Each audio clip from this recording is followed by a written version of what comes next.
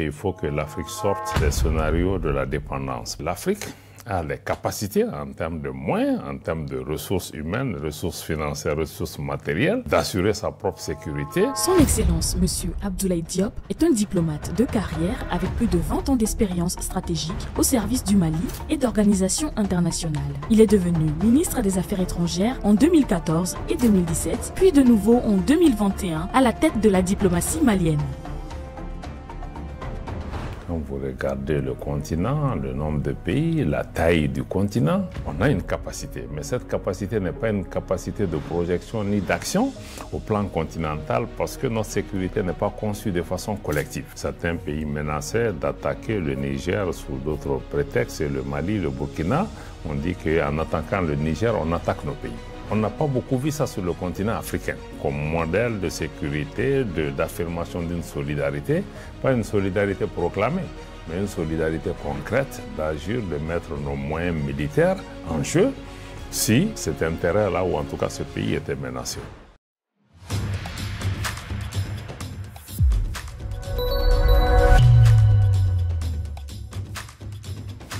Bonjour Excellence.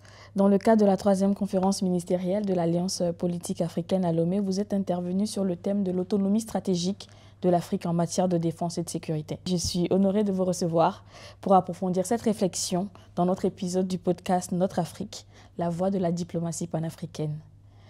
Alors, quand on parle d'autonomie stratégique en matière de défense et de sécurité, de quoi parle-t-on concrètement ? Merci beaucoup. Effectivement, nous avons eu l'honneur de pouvoir aborder cette question aujourd'hui. Autonomie stratégique, déjà, ça veut dire qu'il faut que l'Afrique sorte des scénarios de la dépendance. Parce que dans beaucoup de nos pays, la défense et la sécurité ont été pensées sur des modèles qui renforcent notre dépendance sur des partenaires extérieurs sans pouvoir bâtir des capacités propres à l'Afrique pour pouvoir assumer sa sécurité.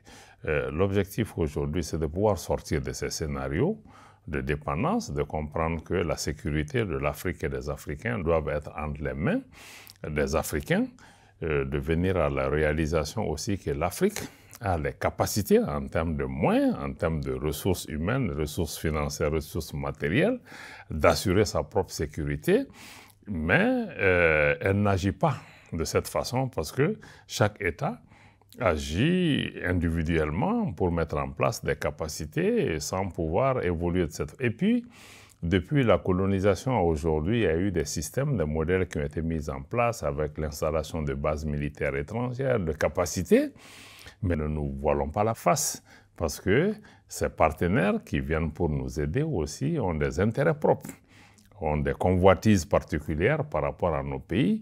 Donc, c'est dire qu'en définitive, ce qui est important pour l'Afrique, c'est de pouvoir réfléchir et se doter des moyens et des capacités nécessaires pour concevoir sa défense. Autonomie veut dire que les choses se feront dans le cadre de notre vision, de notre développement, et que les capacités et les moyens sont là pour se développer, mais sans fermer la porte à des possibilités d'alliance ou de partenariats externes. Mais ces partenariats et ces alliances ne peuvent être conçus que dans le cadre de notre vision, dans le cadre de nos intérêts et de nos priorités. Aussi, c'était la réalisation que nos pays aujourd'hui sont en compétition, ou nos pays font même l'objet de menaces et de mesures coercitives de beaucoup de partenaires extérieurs. Il faut que nous ayons la capacité de pouvoir résister à tout cela. C'est pourquoi aujourd'hui, toute la discussion, les uns et les autres sont arrivés à un consensus important qu'il faut que l'Afrique, ou bien je vais le dire autrement, qu'en fait la sécurité collective de l'Afrique n'est pas une option. C'est une obligation ou une nécessité existentielle pour nos pays parce que nous sommes dans des relations entre États qui sont fondées souvent sur la force, souvent sur la coercition, souvent sur des intérêts d'autres partenaires que chacun doit avoir la capacité de se protéger, de protéger sa population tout en restant ouvert au travail avec les autres. Évidemment. Et donc, comme vous le dites aujourd'hui, je pense que c'est une question qui devient un peu urgente quand on voit le contexte mondial ou continental. Mais quand on parle d'autonomie, ça passe aussi par les moyens humains, technologiques, institutionnels. Est-ce que l'Afrique a réellement les ressources nécessaires aujourd'hui pour assurer sa propre souveraineté en matière de sécurité? Sans embâche, c'est oui. Quand vous regardez le continent, le nombre de pays, la taille du continent, les ressources naturelles dont le continent est doté, les ressources humaines, on est un des rares continents où la population jeune représente plus de 70% de la population. Donc il y a toutes ces capacités aujourd'hui. Quand on fait l'addition des armées nationales, on a une capacité, mais cette capacité n'est pas une capacité de projection ni d'action au plan continental parce que notre sécurité n'est pas conçue de façon collective. Et deuxième élément, c'est que notre sécurité aussi n'est pas conçue de façon solidaire en se disant que oui, si comme dans le cas de l'AES, nous l'avons dit très clairement, quand on s'attaque à un pays, on s'attaque à tout le monde. Si l'Afrique avait une telle approche stratégique de sa sécurité, on a les moyens de dissuasion. Donc, je veux dire en réalité que nous avons ces capacités-là qui sont là, mais c'est cloisonné. C'est des capacités par pays, mais on n'est pas dans un travail de mutualisation. L'Afrique aujourd'hui dispose de ressources pour assurer sa sécurité sans avoir besoin de l'appui de partenaires extérieurs. Si nous décidons vraiment de le faire, absolument oui. Donc c'est un oui. Et vous avez évoqué l'AES, donc je vais aller vers une question dans ce sens. Le Mali est aujourd'hui l'un des piliers de l'Alliance des États du Sahel. Dans quelle mesure cette initiative régionale peut incarner une volonté concrète d'autonomie stratégique sur les plans sécuritaires et politiques? D'abord, le point de départ, c'est que si vous avez vu, l'AES est né de la volonté de nos pays d'affirmer une solidarité africaine sur une question existentielle, parce que certains pays menaçaient d'attaquer le Niger sous d'autres prétextes, et le Mali, le Burkina, on dit qu'en attaquant le Niger, on attaque nos pays. Quoique ça a été le point de départ. On n'a pas beaucoup vu ça sur le continent africain. Comme modèle de sécurité, d'affirmation d'une solidarité, pas une solidarité proclamée, mais une solidarité concrète d'agir, de mettre nos moyens militaires en jeu si cet intérêt-là, ou en tout cas ce pays était menacé. Aujourd'hui, nous sommes allés au-delà de ça, nous avons adopté une charte qui a institué cette alliance comme un mécanisme de sécurité collective défensive entre le Mali, le Burkina et le Niger pour pouvoir faire face à toutes sortes de menaces de l'extérieur comme des menaces sécuritaires à l'intérieur, dont le terrorisme. Nous sommes allés plus loin encore pour aller vers une confédération qui est une union politique entre nos trois pays avec abandon de souveraineté dans des domaines importants dont la défense et la sécurité, la diplomatie, mais aussi promouvoir un développement économique. Aujourd'hui, si on prend que sur le plan sécuritaire, qui est la question que nous discutons aujourd'hui, il y a eu des progrès importants des trois pays, parce que même du point de vue de la conception du théâtre des opérations, on considère que les trois pays constituent un seul théâtre d'opération. Ça veut dire que nous décidons d'unifier nos capacités militaires pour faire face à la menace. Les Maliens peuvent opérer au Niger, comme les Nigériens peuvent opérer au Burkina. Donc c'est une avancée majeure sur le continent. Tout n'est pas réglé. Et l'autre chose qui est importante, c'est qu'au niveau de la Confédération des États du Sahel, nous ne comptons pas sur des partenaires extérieurs pour venir nous aider. Ce qui est en train d'être fait l'est grâce au sacrifice de nos populations, où nos pays sont obligés aujourd'hui de dépenser près du quart de notre budget national pour assurer la sécurité. Donc ça veut dire que, la solidarité africaine est possible. Nous n'en avons pas beaucoup bénéficié de la part d'autres pays africains, mais elle est possible. Quand elle s'exprime, ça veut dire qu'on peut avoir des avancées.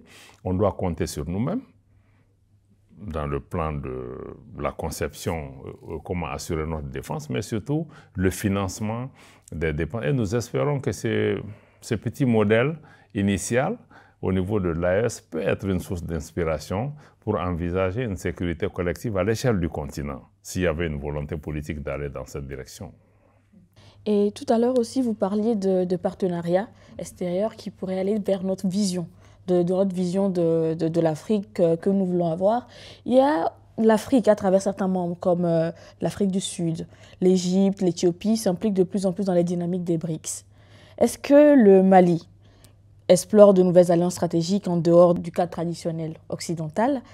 Est-ce que les blocs comme des BRICS représentent selon vous une opportunité concrète pour bâtir un nouvel ordre multipolaire favorable pour l'Afrique? Bon, le Mali aujourd'hui, comme les autres pays de l'AES, ont fait l'option d'aller vers une diversification de nos partenariats, basée sur le fait aussi que nous voulons sortir des modèles qui n'ont fait que renforcer la dépendance avec la présence des forces onusiennes, des forces françaises, qui en réalité ne travaillent même pas à nos forces pour pouvoir créer la capacité. Donc nous sommes sortis de cela et en allant vers cette diversification des partenaires, ça nous a aidé à accéder à des équipements, à des ressources sur le plan militaire auxquels nous n'avions pas accès initialement.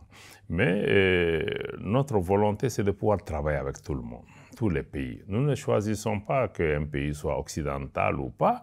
Au Mali, en particulier, nous avons mis en avant 3 principes pour guider les partenariats. 1, il faut que nos relations avec les partenaires respectent la souveraineté du Mali.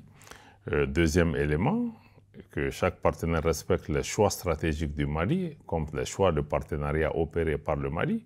Et le troisième, c'est la prise en compte des intérêts vitaux des Maliens.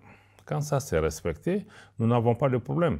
Même les pays occidentaux avec lesquels nous avons eu des décès, qu'il y a eu des entraves qui ont été mises pour ne pas permettre qu'on puisse accéder à des équipements militaires qui nous sont nécessaires, souvent sur la base de nos ressources propres. Ce n'est pas des autres arrangements financiers, sur la base de nos ressources propres, parce que nous faisons face à des menaces de groupes terroristes extrêmement violents, comme Al-Qaïda au Maghreb islamique ou l'État islamique, qu'on ne peut pas combattre avec des bâtons ou autre chose. Donc il nous faut des équipements pour pouvoir nous battre. Maintenant, sur la question des BRICS, comme nous l'avons dit, les pays africains peuvent tisser des partenariats extérieurs, mais ces partenariats doivent tenir en compte la nécessité de renforcer les mécanismes entre Africains, tout en envisageant des possibilités d'avoir des partenaires extérieurs. Mais ces partenariats-là doivent désormais s'inscrire dans une vision d'autonomie du continent et pas de renforcer la dépendance ou de s'installer dans des scénarios interminables où nous allons toujours être à la traîne des autres. Chaque pays sera libre vraiment de regarder qu'est-ce qui répond à ses attentes, mais nous devons comprendre que la priorité doit être entre nous. Pour ce qui concerne les BRICS, nous, au niveau du Mali, comme au niveau de la Confédération des États du Sahel, nous regardons ce cadre-là avec beaucoup d'intérêt. D'abord, elle s'inscrit dans le cadre de notre volonté d'aller vers un monde multipolaire, parce qu'il faut un jeu entre les grands acteurs du monde pour essayer d'équilibrer les choses. Et aussi parce que beaucoup de pays qui sont membres des BRICS, dont des pays africains aujourd'hui, comme l'Éthiopie, comme l'Égypte, comme l'Afrique du Sud, sont là aussi. Donc ça donne une possibilité de diversification à l'intérieur des BRICS. Et ils ne s'inscrivent pas dans une logique de domination impériale de nos pays. Et le troisième élément, c'est que les BRICS aussi, notamment leur dimension économique, parce qu'il y a des institutions de financement, les banques de développement, des BRICS qui offrent des alternatives aux institutions financières actuelles, qui souvent ont beaucoup de conditionnalités qui dérangent nos pays. Donc nous pensons que le mécanisme de financement qui est en place au niveau des BRICS peut aussi donner des alternatives à nos pays pour pouvoir avancer. Mais encore une fois, il faut qu'on se convainque que la solution ne viendra pas de l'extérieur. Il faut compter sur nous-mêmes. Personne ne viendra faire à notre place le travail qu'on doit faire. Chaque partenaire qui vient a un intérêt. Et le partenaire se bat pour son intérêt. C'est absolument normal parce que l'Afrique regorge de richesses, de ressources dont les autres ont besoin pour faire marcher leur économie. Et c'est absolument normal qu'ils se battent pour préserver cela. Y compris en usant quand même des moyens qui sont souvent condamnables. Mais il appartient aux Africains d'identifier aussi leurs intérêts nationaux, leurs intérêts au plan continental, pour pouvoir essayer de aussi prendre en charge ces questions. Mais ce qui nous manque en premier lieu, c'est le manque de solidarité au niveau africain. Parce que quand il y a des difficultés, au niveau de nos pays, chacun regarde l'autre de loin en disant que ça ne me concerne pas, ça risque de ne pas m'arriver. Mais on a vu dans notre espace, quand il y a le terrorisme au Mali, au Burkina, il y a certains pays qui considéraient que c'est un problème des pays du Sahel. C'est arrivé maintenant, c'est une préoccupation. Donc il faut que nous comprenions que notre sort est lié. Quand quelque chose se passe en RDC, ça se passe au Mozambique, il faut qu'on regarde qu'est-ce qu'on peut faire en tant qu'Africains. Il ne faut pas que nous soyons passifs devant le sort de notre continent. C'est pourquoi le débat à Lomé ici, et qui était très ouvert, très franc, permet de faire bouger les lignes pour faire en sorte que nos pays, on a beaucoup parlé à la fin de la discussion, on se rend compte que les solutions sont là. On connaît le problème. Maintenant, il faut qu'on pose des actes concrets pour matérialiser cette volonté. Parce que les autres espaces s'organisent. L'OTAN s'organise, c'est une entité solidaire. Les pays européens ont une solidarité. D'autres espaces dans le monde essayent de travailler ensemble. Il n'y a que dans notre espace où on s'allie toujours à des puissances extérieures pour combattre d'autres pays africains. Il faut qu'on sorte de cette mentalité en comprenant que nos intérêts entre nous sont plus importants que quelques relations qu'on peut avoir avec un acteur extérieur. Si on arrive à hiérarchiser les choses de cette façon et à agir collectivement, d'abord, même la sécurité, elle n'est pas que militaire ou défensive. La gestion de nos ressources naturelles,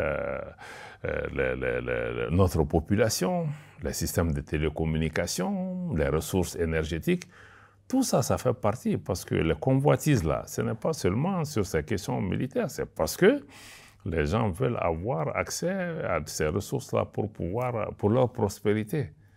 À l'Afrique, de se donner les moyens aussi pour que ces ressources soient prioritairement utilisées pour notre population. Si accessoirement les partenaires ont leur compte dedans, dans le cadre de notre vision, je pense que c'est aussi une bonne option. Et vous parlez de solidarité et de l'Afrique, on doit se mettre ensemble pour pouvoir construire notre souveraineté. C'est qu'au niveau de la sécurité politique, par où est-ce qu'il faut commencer exactement selon vous? Est-ce qu'il faut miser sur une armée multinationale, sur le développement d'industries militaires locales ou sur une doctrine stratégique commune? Il faut tout ça. Mais la question de la doctrine est certainement le premier point parce qu'il faut qu'on comprenne et qu'on ait une vision partagée de ce qu'on veut faire en matière de défense. Donc il faut qu'on ait cette doctrine parce que tout le reste, les moyens à déployer seront d'abord fonction de cette doctrine qui doit mettre la sécurité des Africains entre les mains des Africains et définir comment nous allons travailler ensemble. Il faut aussi, au-delà de ça, avoir une sorte d'alliance militaire ou en tout cas des mécanismes de sécurité collective, au-delà de ce qu'on a maintenant au niveau de l'Union africaine ou d'autres entités, avec vraiment qui puissent articuler de façon institutionnelle la solidarité dont nous avons parlé entre les pays pour nous protéger, mais pour faire face aussi à toute menace extérieure.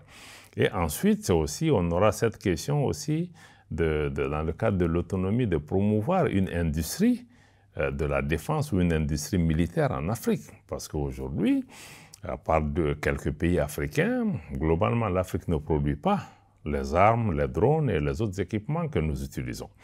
Donc, il nous faudra pouvoir créer, ne pas avoir cette dépendance, être autonome, produire ces équipements, les vendre aux pays africains, faciliter leur accès à ces différents équipements sur le plan militaire.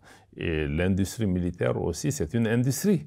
L'industrie militaire aidera aussi à créer une prospérité économique, des emplois sur le continent, parce que des pays comme le Mali, pendant des années, nous avons eu des difficultés pour pouvoir acquérir des équipements militaires à cause d'un certain nombre de conditionnalités.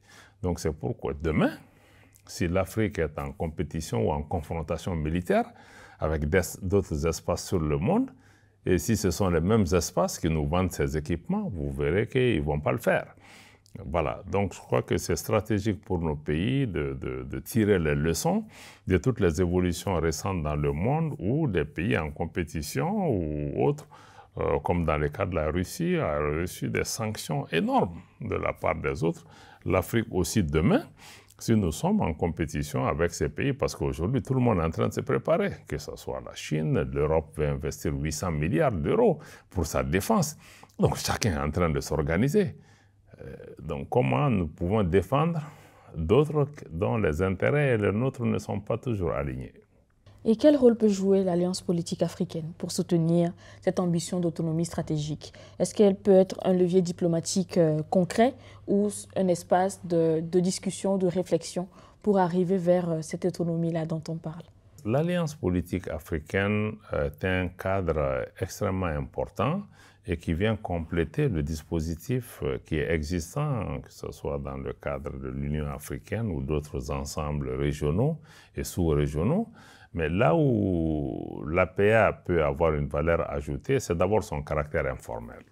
Et le fait que, bon, ça encourage des échanges très francs, très directs entre les parties pour pouvoir identifier des solutions et que chaque participant aussi prend une sorte d'engagement moral de faire en sorte que les idées qui sont mises en avant, parce que les discussions sont vraiment de haute facture, vraiment des échanges très profonds, et que les idées et les propositions qui sortent du cadre de l'APA puissent aussi irriguer ou alimenter les discussions que nous ferons dans d'autres cadres pour faire bouger les lignes. Donc c'est en ce sens que c'est son caractère informel qui lui confère ce dynamisme, cette ouverture et même cette franchise dans les propos pour pouvoir aller vers des solutions, mais en ayant une discussion, des débats ouverts entre Africains. Malheureusement, dans beaucoup de nos organisations, on a cessé d'avoir vraiment ce type d'échange direct, profond, sans précaution diplomatique particulière, pour pouvoir identifier des solutions. Mais comme quelqu'un l'a dit aujourd'hui, il ne s'agit pas d'identifier, de parler, mais il faut aussi agir maintenant, et que l'APA va pouvoir catalyser l'action. Et nous voulons saluer le leadership du Togo, à travers le ministre Ducé et le président du Conseil, son Excellence Faure Ezosimia Gnassingbé, pour tous les efforts qui sont faits pour que Lomé et le Togo puissent toujours servir de cadre pour faire avancer l'agenda de l'Afrique, la fraternité entre Africains, l'amitié entre Africains, mais surtout la réalisation du fait que nos sorts sont liés et que personne ne s'en sortira seul. Aujourd'hui, dans votre intervention, vous avez dit une chose très intéressante. Vous aviez parlé de la jeunesse, qu'il est important d'investir et de miser sur la jeunesse. Comment faire en sorte que la réflexion sur l'autonomie sécuritaire, par exemple, ne reste pas confinée aux experts ou aux élites et ça puisse impliquer aussi les citoyens et surtout les jeunes? Si vous avez suivi aussi dans ma partie conclusive, parmi les 10 points d'action que nous avons relevés, la mobilisation des Africains, de la société civile africaine a été identifiée comme un des éléments importants parce que nous n'avancerions pas si nous faisons des débats entre nous dans des salons feutrés. Il faut que ces débats-là sortent de l'APA, sortent de Lomé pour aller dans les villes, dans les marchés, dans les champs, que les gens puissent s'approprier ces questions, qu'ils puissent se mobiliser, qu'ils puissent exercer des pressions sur leurs dirigeants, leurs leaders de partis politiques, etc., pour que ces questions puissent être prises en charge également. La question de la jeunesse à l'intérieur de ça, parce que tout ça ne se fera que par les jeunes. Parce que, comme je vous l'ai dit, c'est un continent dont la majorité est constituée par des jeunes. Donc cette jeunesse est une force pratiquement stratégique pour nos pays, parce que peu de continents disposent d'une telle richesse. Donc maintenant, il faudra que nous puissions investir dans cette jeunesse à travers l'éducation d'abord, et après l'éducation, il nous faut développer nos économies, tout ce dont on a parlé dans le domaine de l'énergie, dans le domaine agroalimentaire ou dans le domaine même de l'industrie militaire ou même de l'environnement et des infrastructures. Si on développe ces différents aspects de façon autonome en Afrique, ça veut dire qu'on va créer des opportunités et des emplois pour cette jeunesse. Et en créant ces emplois pour cette jeunesse, peut-être qu'on aura à moins investir pour assurer la sécurité de nos pays parce que, en définitive, la sécurité elle est globale. Il faut pouvoir manger, dormir, se soigner, etc. Si nous arrivions à offrir plus d'opportunités politiques ou économiques à nos jeunes gens, ils seraient moins tentés de se jeter à la mer sur les routes de l'immigration, de s'enrôler dans des groupes criminels ou des groupes terroristes ou de créer de l'instabilité dans nos pays. Donc en définitive, cette question de la jeunesse, c'est toujours un couteau à double tranchant. Si on s'en occupe, ça devient une opportunité, même vis-à-vis du reste du monde, mais si on n'en fait pas une opportunité dans ces cas, c'est une bombe, même pas une bombe à retardement, parce que c'est une bombe qui est déjà enclenchée. Donc nous devons être conscients de cette situation, mais personnellement, je vois la jeunesse beaucoup plus comme un atout, parce que c'est le plus grand atout.